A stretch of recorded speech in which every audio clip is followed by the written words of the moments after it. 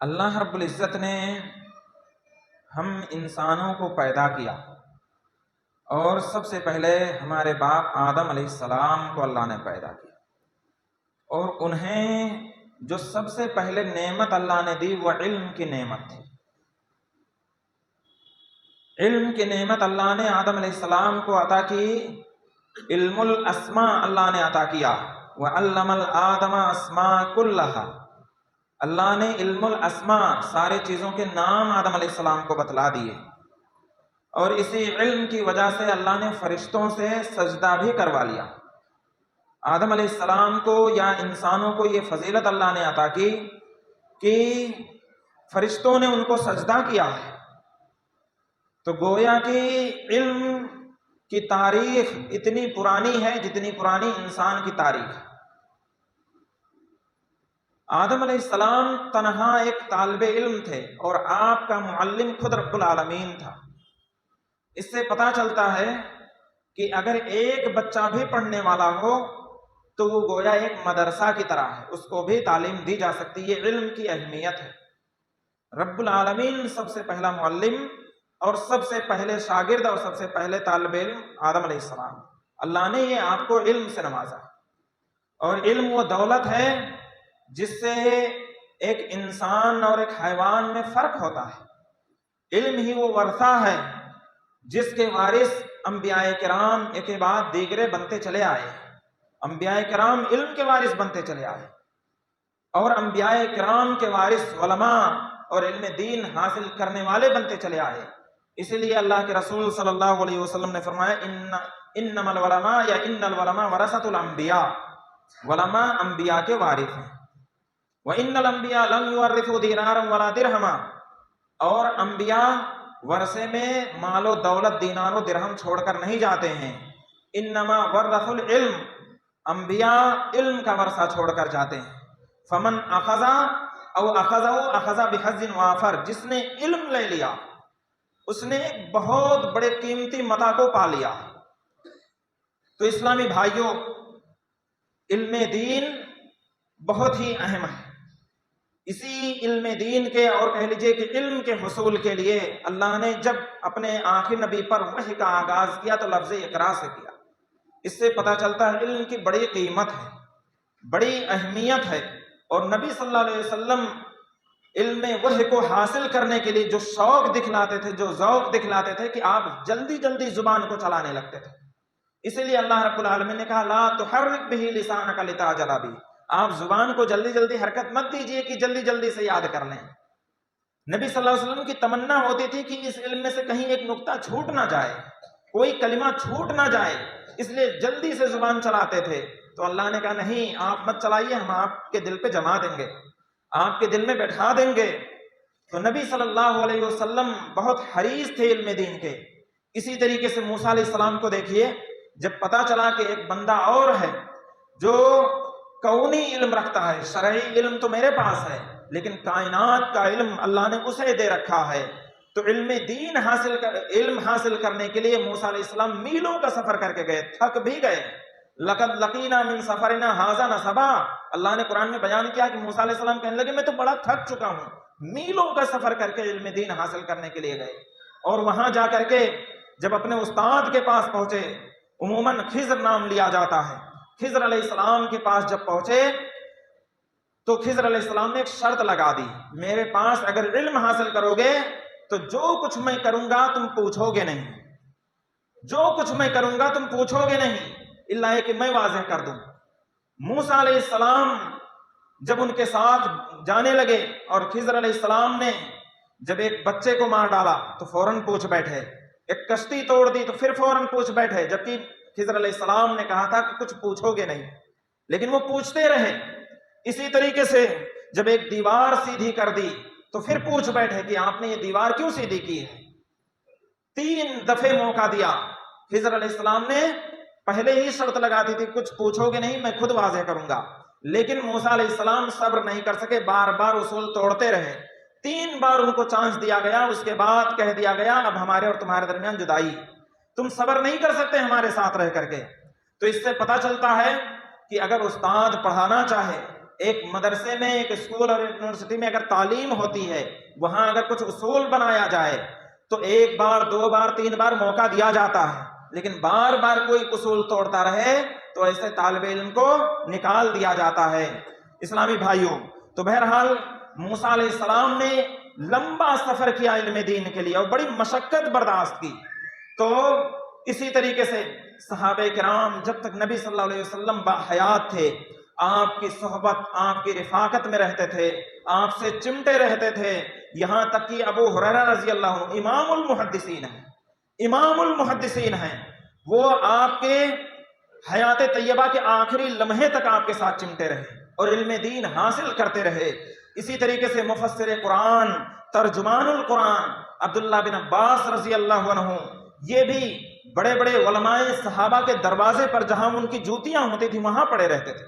ان کے دروازے پر بیٹھے رہتے تھے کہ فلاں صحابی عالم ہیں، جب یہ نکلیں گے تو ان سے علم دین حاصل کروں گا۔ یہ علم کا مقام تھا، یہ مرتبہ تھا، جس کی وجہ سے اللہ نے ان کو بڑا اونچا مقام دیا۔ اور نبی صلی اللہ علیہ وسلم کی دعا بھی تھی، نبی صلی اللہ علیہ وسلم نے دعا کی تھی، علمہ الحکمہ، اللہ ان کو حکمت سکھلا دے، علمہ الکتاب، قرآن کی تعلیم اللہ ان کو سکھلا دے، جس کی وجہ سے مفسر قرآن کہلائے صحابہ میں۔ اسی طریقے سے نافع، یہ ابن عمر رضی اللہ عنہما کے غلام تھے، یہ بھی بہت بڑے زاہد عابد تھے، بہت بڑے عالم تھے۔ یہ جب نابینا ہو گئے تو امام دار الحجرہ امام مالک رحمہ اللہ جب یہ مسجد میں نماز کے لیے آتے تھے تو آتے جاتے راستے میں علم حدیث ان سے سیکھا کرتے تھے۔ امام مالک رحمہ اللہ ان سے علم حدیث سیکھا۔ اسی طریقے سے امام مالک رحمہ اللہ سے امام شافعی رحمہ اللہ نے بہت زیادہ عرصہ لگا کر کے، زندگی کا اکثر عرصہ اپنے استاد کے پاس لگا کر کے علم دین سیکھا، یہاں تک کہ آپ کے استاد نے، امام مالک نے کتاب جو الموطا امام مالک لکھی، پورا حفظ کر لیا تھا۔ اسی طریقے سے امام مجاہد نے عبداللہ بن عباس رضی اللہ عنہما سے، جو کہ مفسر قرآن سے 3 بار قرآن کو تفسیر اور تفہیم کے ساتھ 3 بار پڑھا، تو یہ ہمارے اسلاف کے طریقے تھے جو وہ علم دین حاصل کیا کرتے تھے، اور اسی لیے اللہ نے ان کو بڑا اونچا مقام دیا تھا۔ اسلاف، تابعین کرام، اسی طریقے سے تبع تابعین اور بعد کے محدثین نے بڑی محنتیں کی ہیں علم دین کے لیے۔ آخر ایسا وہ کیوں کرتے تھے؟ وجہ یہ تھی کہ یہ قرآن و حدیث ایک امانت ہے، یہ ایسی امانت ہے کہ اس امانت کو اللہ نے آسمان پر پیش کیا، زمین پر پیش کیا، پہاڑوں پر پیش کیا، کسی نے اس کو برداشت نہیں کیا۔ اللہ نے خود بیان کیا، اِنَّا عَرَضْنَا الْأَمَانَةَ عَلَى السَّمَاوَاتِ وَالْأَرْضِ وَالْجِبَالِ، ہم نے یہ امانت، یہ قرآن و حدیث آسمان پر، زمین پر، پہاڑوں پر پیش کیا، فَأَبَيْنَا أَن يَحْمِلْنَهَا، سب نے اس کو لینے سے انکار کر دیا، اور اللہ کے نبی صلی اللہ علیہ وسلم نے یا انسانوں نے اس کو اٹھایا۔ تو یہ بہت بڑی امانت ہے آگے نسلوں تک پہنچانے کے لیے۔ یہ سب سے بڑا جہاد ہے کہ ہم علم دین سیکھیں اور آگے نسلوں تک پہنچائیں۔ اسلامی بھائیوں، اس لیے ہمارے اسلاف نے اتنی بڑی محنت کی ہے تو ہمیں بھی کرنے کی ضرورت ہے، اور ہمارے اسلاف نے اس وجہ سے بھی علم دین سیکھا اور آگے تک پہنچایا کیونکہ اس کی بڑی فضیلت آئی ہوئی ہے۔ آج میں یہ موضوع اس لیے بیان کر رہا ہوں کہ عید الفطر کے بعد جو دین کے قلعے ہیں، اسلام کی پہلی یونیورسٹی، صفا کی جو شاخیں ہیں، جو دین کی چھاونیاں ہیں، جہاں سے دین کی آبیاری ہوتی ہے، جہاں سے ایک مسلمان کو کلمہ پڑھنا سکھایا جاتا ہے، جہاں سے ایک مسلمان کو، ایک انسان کو انسان بننا سکھایا جاتا ہے، اخلاقیات سکھایا جاتا ہے، معاملات سکھائے جاتے ہیں، عقائد سکھائے جاتے ہیں، رب کی پہچان جہاں سے ہوتی ہے، جہاں سے ایک اسلامی بھائیوں ایک انسان کو انسانیت کا درس دیا جاتا ہے، وہ ادارے کھلتے جا رہے ہیں۔ عید کے بعد مدارس اسلامیہ ملک بھر میں کھلتے ہیں۔ ہماری تمنا ہونی چاہیے کہ ہم بھی اسلام کے قلعوں میں، اسلام کی چھاونیوں میں اپنے بچوں میں سے کسی ایک بچے کو ضرور بھیجیں تاکہ وہ علم دین حاصل کر کے آئے۔ لیکن مدارس میں بھیجنے کے ساتھ ساتھ اپنے گھر کا ماحول بھی درست رکھنا چاہیے، اپنا ماحول بھی درست رکھنا چاہیے، اور مدارس میں بھیجنے کے ساتھ ساتھ جب وہاں سے آئے تو ہماری نظر ہونی چاہیے پھر غلط ماحول میں نہ چلا جائے، غلط جگہوں پر نہ چلا جائے۔ یہ دھیان دینے کی ضرورت ہے اسلامی بھائیوں۔ آج مدارس کے تعلق سے بڑی غلط فہمیاں پائی جاتی ہیں، اور غیروں کو چھوڑیے اپنوں میں کہتے ہیں ان مدرسوں نے قوم و ملت کو کیا دیا ہے، ان سے قوم کو کیا فائدہ ہے، ملک کو کیا فائدہ ہے۔ اسلامی بھائیوں، ہر ایک کے اپنے ایک مقاصد ہوتے ہیں۔ مدارس میں پڑھنے والے بچے، آپ مسلمانوں کے 100% بچوں میں سے مدارس میں پڑھنے والے 2 اور 1.5% بچے پڑھتے ہیں، 1.5% اور 2% بچے پڑھتے ہیں، اور ان کے تعلق سے سب کی نظر ہے، اپنوں کی، مسلمانوں کی نظر ہے کہ یہ کس قوم کے ہیں، یہ تو مفلوج ہیں، یہ اپاہج ہیں، یہ کچھ کر نہیں سکتے ہیں، مسجد میں بیٹھے چٹائی توڑتے رہتے ہیں، ان سے کچھ نہیں ہوتا، یہ دھرتی کے بوجھ ہیں، قوم کے بوجھ ہیں۔ قوم بوجھ سمجھتی ہے اسلامی بھائیوں، اور کہتے ہیں کہ مدرسوں میں انجینئرنگ کی پڑھائی ہونی چاہیے، ڈاکٹریت کی پڑھائی ہونی چاہیے، ایک مولوی کو انجینئر بننا چاہیے، ڈاکٹر بننا چاہیے، فلاں بننا چاہیے۔ اسلامی بھائیوں، انجینئر اور ڈاکٹر اور ٹیچر اور ماسٹر بننے کے لیے بہت سے ادارے، بہت سی یونیورسٹیاں، بہت سے کالج، بہت سے اسکول کھلے ہوئے ہیں۔ ان مدرسوں کا مقصد علم دین کی حفاظت ہے، ان مدرسوں کا مقصد علم دین کی آبیاری ہے، نئی نسل تک صحیح اسلام کو پہنچانا ہے، ان مدرسوں کا مقصد علم دین کی بقا ہے۔ اسلامی بھائیوں، ایک مولوی اپنے مشن پر قائم رہتا ہے، علم دین کو لوگوں تک پہنچاتا ہے،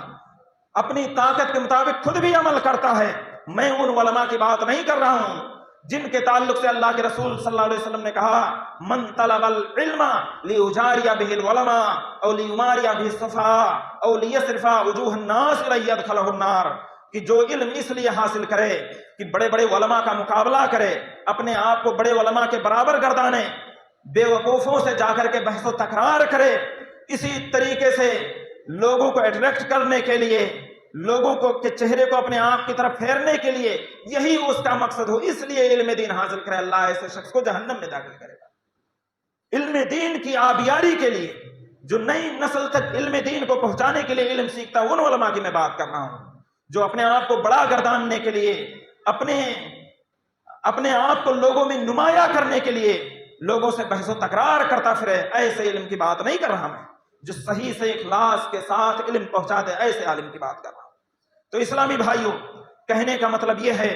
کہ ہم اور آپ کو علم دین سیکھنا چاہیے، یہ بہت بڑی امانت ہے، اس امانت کا خیال ہونا چاہیے، اور ہمارے اسلاف اس وجہ سے اس کی حفاظت کرتے تھے، کیونکہ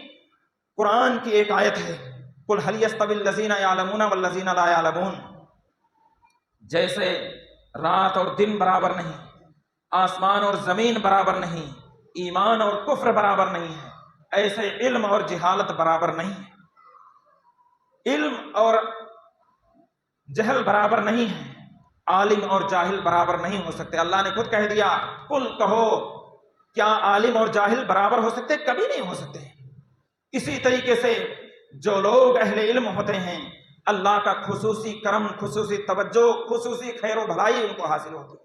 اللہ کے رسول صلی اللہ علیہ وسلم نے خود کہا، من یرید اللہ بہ خیرا یفقہہ فی الدین، جس کے ساتھ اللہ بھلائی کا ارادہ کرتا ہے اسے دین کی سمجھ عطا فرماتا ہے۔ دین کی جب سمجھ ہوتی ہے نا، تو ایک انسان حالات کتنے بھی بگڑ جائیں وہاں فیصلہ کرنے پر قادر ہوتا ہے، ماحول سے حیات کا سودا نہیں کرتا ہے، حالات میں بہہ نہیں جاتا ہے، وہ ڈٹ کے مقابلہ کرتا ہے۔ آپ دیکھیں، قارون ایک کافر شخص تھا، موسیٰ علیہ السلام کی قوم سے تھا، اللہ نے اس کو مال و دولت سے نوازا تھا۔ ایک دن وہ خوبصورت لباس پہن کر کے اور بہترین سواری پر لاؤ لشکر کے ساتھ خوب زینت اختیار کر کے نکلا۔ جب وہ نکلا پورے غلاموں کے ساتھ اور اپنے لاؤ لشکر میں نکلا، تو وہاں 2 طرح کے لوگوں سے اس کا سامنا ہوا۔ ایک وہ لوگ تھے جو بے علم تھے، دنیا دار تھے، دنیا طلب کرنے والے تھے، دنیا سے محبت کرنے والے تھے، ان کے پاس دینی سمجھ نہیں تھا۔ تو جب وہ نکلا تو انہوں نے کہا، وَيْكَأَنَّ مَكَانَهُ، کاش کی اس کی جگہ ہمیں بھی مل جاتی، یہ کتنا نصیبے والا، اِنَّهُ لَذُو حَظٍّ عَظِيمٍ، یہ تو بڑا خوش قسمت ہے، کتنا نصیبے والا ہے، کاش کہ ایسے کپڑے ہمیں پہننے کو مل جاتے، ایسی سواریاں ہمیں مل جاتی، اور ایسے ہی جاہ و مقام ہمیں مل جاتا۔ پھر اس کے بعد جب اس کا لشکر آگے بڑھا، اس کی سواری آگے بڑھی، تو اہل علم سے اس کا سامنا ہوا۔ اہل علم نے جب دیکھا تو کہا، وَيْلَكُمْ ثواب اللہ خیر، تمہارے اوپر افسوس ہے، تم یہ تمنا کر رہے ہو اللہ کے نزدیک جو تم نیک اعمال کرتے ہو نا، تم ایمان لے آئے ہو، نیک اعمال کرتے ہو، یہ اللہ جو ثواب اس پر دے گا اس سے بہت بہتر ہے، اللہ جو تمہیں ثواب دے گا اس سے بہت زیادہ بہتر ہے تو آپ دیکھیے حالت ایک ہے، سامنا دو طرح کے لوگوں سے ہے، ایک جاہل قسم کے لوگ ہیں اور ایک اہل علم قسم کے لوگ ہیں۔ اہل علم ڈٹے ہوئے ہیں، وہ یہ نہیں سوچتے کیا نصیبے والا ہے، کیا فراٹے دار گاڑی سے فارچونر سے چل رہا ہے، اس کی بلڈنگ دیکھو، اس کی بائک دیکھو، وہ یہ نہیں سوچتے ہیں۔ جب یہ نعمتیں ان کے سامنے آتی ہیں تو کہتے ہیں کہ اللہ نے جو جنت میں نعمتیں تیار کر رکھی اس سے بہتر ہے، ایمان والوں کے لیے اس سے بہتر ہے۔ اور مومن دنیا کی لذت پر آخرت کی لذت کو ترجیح دیتا ہے، اور منافق اور کافر دنیا کی لذت کو آخرت کی لذت پر ترجیح دیتا ہے۔ اسلامی بھائیوں، اگر آپ زہد و ورع کے باب میں پڑھیں گے تو پتا چلے گا، زہد کہتے ہی ہیں اسی بات کو کہ انسان کے دل میں جنت کی لذت سما جائے اور دنیا کی لذت ہیج پڑ جائے، بڑی سی بڑی نعمت دیکھے تو سوچے اللہ نے ہمارے لیے اس سے بہتر تیار کر رکھا ہے۔ زہد کہتے ہیں اسی کو کہ دنیا میں بڑی سی بڑی تکلیف آئے تو سوچے آخرت میں اس سے سخت عذاب ملے گا، اس لیے میں صبر کروں گا تاکہ اللہ ہمارے گناہ صاف کر دے اور آخرت میں بچ جاؤں۔ تو اسلامی بھائیوں، خلاصہ کلام یہ ہے کہ ایمان والا ہونے کی ضرورت ہے، اور جب تک اس دنیا میں اہل علم زندہ ہیں، یہ علم باقی ہے، اسلام باقی ہے۔ اللہ رب العالمین نے خود کہا، اللہ کے رسول صلی اللہ علیہ وسلم نے کہا، ان اللہ لا يقبض العلم انتزاعا ينتزعه من العباد، اللہ اس علم کو لوگوں کے سینے سے نہیں کھینچے گا، بلکہ ولکن يقبض العلم بقبض العلماء، علم اٹھا لیا جائے گا جب علماء اٹھ جائیں گے۔ علماء جب اٹھ جائیں گے تو دھیرے دھیرے علم بھی ختم ہو جائے گا، یہاں تک کہ جب عالم نہیں رہ جائیں گے تو لوگ اتخذ الناس رؤوسا جہالا، لوگ جاہل کو اپنا سردار بنا لیں گے، اپنا اگوا، اپنا پیشوا بنا لیں گے، اور اس سے فتویٰ پوچھیں گے، فافتوا بغیر علم فضلوا واضلوا، وہ بغیر علم کے فتویٰ دے گا، گمراہ ہوگا اور گمراہ کرے گا۔ اور اس لیے اللہ کے رسول صلی اللہ علیہ وسلم نے کہا تھا، انما اخاف علی امتی ائمۃ المضلین، میں اپنی امت میں گمراہ کرنے والے پیشوا سے، گمراہ کرنے والے لوگوں سے میں بہت زیادہ ڈرتا ہوں کہ یہ لوگوں کے بیچ میں عالم نما بن کر کے عالم کے بھیس میں آئیں گے اور لوگوں کو گمراہ کریں گے۔ تو اس لیے اسلامی بھائیوں، ہم اور آپ کو علم دین حاصل کرنا چاہیے، مدارس کا رخ کرنا چاہیے، ان کا مقصد اسلام کا بقا ہے۔ 1% کو تو اسلام کا بقا کرنے دیجئے، باقی 99% جو ہیں وہ دین کی خدمت کریں، ملک کی خدمت کریں، 1% کو تو رہنے دیجئے جو انسانیت کا درس دیتی رہے، ایمان کا درس دیتی رہے، آپ کا جنازہ پڑھائے، آپ کا نکاح پڑھائے۔ اسلامی بھائیوں، ہم اور آپ کو اسی طریقے سے علم دین کے فضائل میں بہت ساری باتیں ہیں، لیکن بات میں لمبی نہیں کروں گا، تھوڑی سی بات حالات پر کرنا چاہتا ہوں، تھوڑی سی بڑی مختصر بات۔ ہم اور آپ جانتے ہیں یہ دنیا انقلابی دنیا ہے، یہاں ایک حالت کبھی نہیں رہتی ہے، کبھی بھی ایک حالت نہیں رہتی ہے۔ آج موسم بہار ہے تو کل خزاں آتی ہے، آج گرمی ہے تو کل برسات ہونی ہے، پھر سرما آنا ہے، شام ہے تو صبح ہوتی ہے، صبح ہے تو شام ہوتی ہے، رات ہے تو دن ہوتا، دن ہوتا تو رات ہوتی ہے۔ اسلامی بھائیوں، آج ایک کی حکومت ہے تو کل دوسرے کی آنی ہے، آج کوئی باپ ہے تو کل بوڑھا ہو جائے گا، کوئی بیٹا ہے وہ باپ بن جائے گا۔ یہ حالت ہے، کسی کو یہاں دوام نہیں، کسی کو یہاں ہمیشگی نہیں ہے، کوئی ایک حالت پر باقی نہیں رہتا۔ تو حالات سے نہ امید نہ ہوں، حالات سے نہ امید نہ ہوں، اللہ حالات کو بدلنے پر قادر ہے، حکومتوں کو بدلنے پر قادر ہے۔ ہم اور آپ کو ایسے ماحول میں متحد ہونا چاہیے، اور ہمیں مکی زندگی پر غور کرنا چاہیے کہ نبی صلی اللہ علیہ وسلم وہاں اقلیت میں تھے، آپ کے ساتھی ستائے جاتے تھے، اقلیت میں تھے، لیکن آپ صلی اللہ علیہ وسلم نے دیکھا کہ ہم میں ان اکثریت والے لوگوں میں سے، اہل کفر میں سے، غیر میں سے کون ہمارے لیے فائدہ مند ہے اور کون نقصان دہ ہے۔ نبی صلی اللہ علیہ وسلم نے ابو طالب کو چن لیا جبکہ وہ مسلمان نہیں تھے، ابو جہل کو چھوڑ دیا۔ آپ نے دیکھا کہ ابو طالب ابو جہل کی بنسبت ہمارے لیے نقصان دہ ثابت نہیں ہو سکتے ہیں، اس لیے ان کا ساتھ لیا، ان سے کام لیا۔ عامر بن فہیرہ کو جب آپ ہجرت پر جا رہے تھے، ایک غیر مسلم شخص تھا، راستہ بتانے کے لیے، گائیڈنگ کے لیے اس کا ساتھ لیا، اس کی مدد لی۔ آپ نے یہ دیکھا کہ ان میں سے کون ہمارے لیے فائدہ مند ہو سکتا ہے یا کم نقصان دہ ہو سکتا ہے، اس سے کام لیا، اس کا ساتھ دیا، لیکن جو زیادہ نقصان دہ ہو سکتا تھا اس کو آپ نے چھوڑ دیا۔ اسی طریقے سے ہم اور آپ کو غور کرنا چاہیے ہمارے ملک میں کون ہمارے لیے ابو طالب بن سکتا ہے اور ہمارے لیے ہمارے ملک میں کون ابو جہل بن سکتا ہے۔ ابو جہل کو چھوڑنے کی ضرورت ہے، جو ہمارے لیے کم نقصان دہ ہے اس کو پکڑنے کی ضرورت ہے۔ اسلامی بھائیوں، یہ وقت وجود بچانے کا وقت ہے، یہ وقت وہ نہیں ہے کہ ہم اپنے گھر کی حکومت، اپنے چاہت کی حکومت، اپنے خاندان کی حکومت، اپنے پیاروں کی حکومت لائیں، بلکہ اپنے وجود کو بچانے کے لیے بیچ دھارے میں بہنے کی ضرورت ہے، اپنی قوم کو بچانے کی ضرورت ہے۔ اس لیے ہمیں ابو طالب کو چننے کی ضرورت ہے، جو ہمارے لیے، قوم کے لیے، قانون کے لیے، ملک کے لیے اور سارے مقدسات کے لیے حفاظت کا باعث بنے۔ اللہ ہم سب کو صحیح سمجھ عطا فرمائے۔